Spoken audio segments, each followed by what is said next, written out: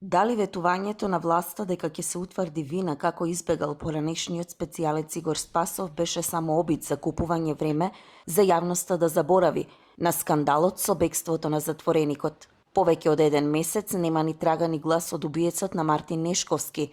Неофицијалните информации и шпекулации се побројни за разлика од отчетот на институциите, кои треба да одговорат, но и да сносат одговорност за Спасов.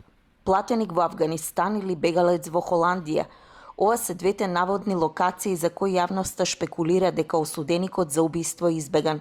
Точно пред еден месец, премиерот Зоран Заев најави дека истрагата ќе покаже дали бил направен пропуст во прекинувањето на казната, пошто тој не се врати во Идризово. Но досега никој не сноси одговорност. Спасов е осуден на казна затвор од 14 години за убиството на Мартин Нешковски.